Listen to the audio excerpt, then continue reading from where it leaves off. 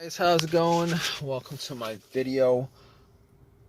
Here's the thing. I just want to give you guys some tips if you guys have the situation that I had a couple days ago. So basically, um, what happened was I was at a McDonald's. I went to get something to eat, parked my car, got out, was there for maybe like 15 minutes, got back in, and it would crank. The car would crank and crank and crank, but it would not turn over. It would not turn over. It would just crank and crank and crank and would not turn over. So, I haven't had that issue with this car at all. I mean, there was maybe like 7 months ago, I had an issue where it wouldn't start, and it turned out to be the battery, but it didn't crank. It turned out to be a dead battery. But really never had an issue where this car would crank and crank and crank, but it wouldn't turn over. So the only issue I had was that dead battery from 7 months ago. This car drove fine since. I've had no issues with it. So basically what I did first was I turned on the headlights, and just to see where the battery was, what level, how much charge is in the battery. If it was dim, I knew that it was the battery that was the issue, but the lights were bright. Headlights were bright.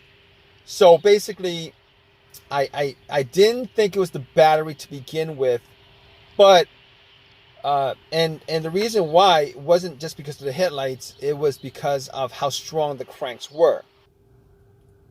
All right, it wasn't like it was a slow crank. It wasn't like it was a soft crank. It wasn't like it was trying to crank. It was a very, very strong crank each and every time it cranked. Regardless, I opened up the hood and pretty much checked around the battery, because I thought, I was hoping that it would be something as simple as that. I didn't really want it to be anything bigger than that. Obviously, most people in this situation, if they were in this situation, they'd wish for the easiest fix. So I was looking at the battery, I was looking at the terminals, and you know what? I don't think I actually cleaned up the terminals last time when I changed up the battery 7 months ago. I was looking at the terminals. They looked kind of corroded. There was some rust on it, kind of corroded. There was some white, bluish stuff on there. So I pretty much, had a couple of fries, and then I took out my Coke, which I drank half a cup of, and I poured the rest onto the terminals, and had it fizz up, oxidize, a lot of the corrosion. So I pretty much took some paper towel and wiped it. But here's the thing, I was actually able to wiggle both the terminals off. They were tight, but not so tight that I couldn't move it. But I was able to move it, wiggle it, and once I took it off, pretty much wiped it and popped it back on. And I was hoping that was going to be the fix for it. But unfortunately, when I got back and tried to start it, it would crank and it wouldn't start. Now, I didn't give up thinking that it might have been a battery for whatever reason. But however, I did have a booster pack, and for whatever reason, I decided to put the booster pack on the terminals and then try to start it. Did the same thing. So at that point, I 100% knew that it probably wasn't a power issue. It probably wasn't a battery issue. So at that point, I ruled out the battery. I ruled out the terminals being corroded. Ruled that out. I actually did check the negative line. If you guys don't know what the negative line is the ground line, the ground wire. All right. Normally, the negative terminal wire that goes to the negative your battery actually connects to the frame of the car. I actually did check to make sure that it was connected.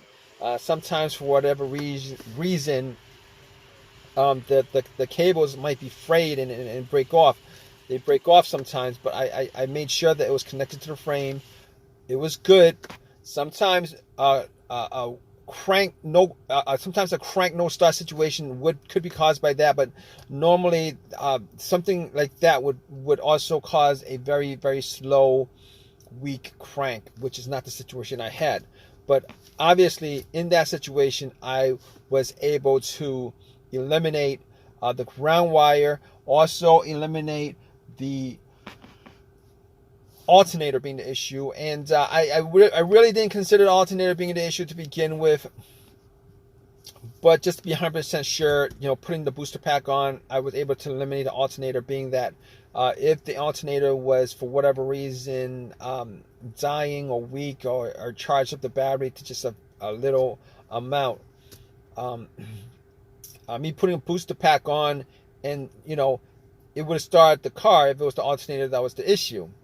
However, I didn't think, that's not one of the things that came up as far as me trying to figure out how to, a way to solve the issue with this car.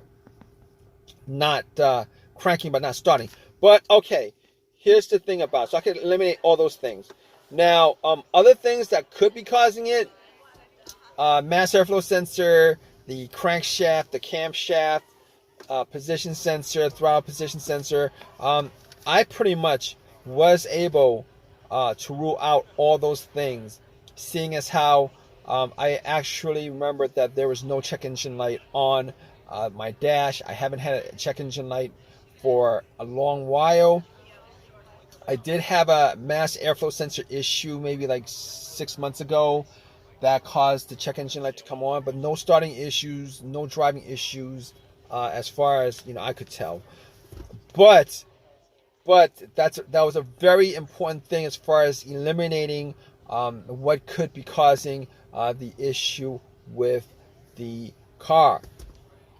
So basically, I was able to eliminate all those things: the mass airflow sensor, the throttle position sensor, camshaft, crankshaft, and anything else that has a sensor connected to it. But I recalled that I had a similar situation with another car where there was maybe a computer issue. I think it was a computer issue where the computer was not able to connect to the car itself because of a blown fuse on the car's computer, blown ECU fuse or something like that. And now I didn't think that was the issue, but I had an OBD2 reader, a $20 OBD2 reader that I actually bought from Amazon, from Walmart, and I plugged it in. And here's the thing about it: it read all the way through. It analyzed it, gave me a readout. At that point, I knew that it wasn't the OBD2 that was. No, I knew that it wasn't the car's computer issue at that point. Reason being is that if it was an issue of a communication issue from the car's computer to the car, if that happened, the issue, what would have occurred was it would not have been able to analyze it. It would have stopped midway, but it went all the way through. There was no codes at all. I did not see a single code pop up at all. So I was glad that was the case, because I could at that point eliminate every single thing that had a sensor connected to it. All right, so I could rule that out. So after that, I was thinking, well, here's the thing. It could be fuses, relays. It could be fuel pump. It could be T-fob, ignition switch, any of those things. But the more simplest of those things to tackle was the fuses, the relays, and the fuel pump. So what I did was I went to the fuse box, checked out all the fuses, see if I could see any burnt fuse. I tried trying to detect whether there was a hint of any kind of burnt smell. Was not able to see anything out of the ordinary as far as any kind of burnt fuses, blown fuses, etc., etc. So at that point, I couldn't confirm 100% it wasn't the fuses, but I would say probably, probably a good guess that it was not one of the fuses that was causing this issue. But it could have been possibly been one of them. But anyway, moving on, I thought at that point before that I had considered that it could have been the fuel pump. I actually did the test on my own as far as trying to figure out whether the fuel pump was operating or not. Normally, it would be a best scenario if there was at least two people for this test. One would be outside, right next to, where you pump the gas. With the gas cap off, somebody would be listening to hear some kind of motor running or whizzing sound, and then the person in the car would try to put the car on the on position. The on position is the ignition position right before the crank. This would be the last position before it cranks up.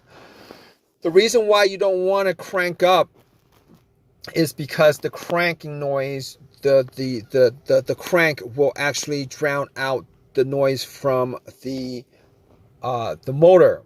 All right, so you're trying to listen for like a slight whizzing motorized sound on it. So I tried it. I was sitting in the car. I tried a couple of times to put it in the on position, and unfortunately, I wasn't able to detect whether there was any kind of sound, any kind of motorized whizzing sound.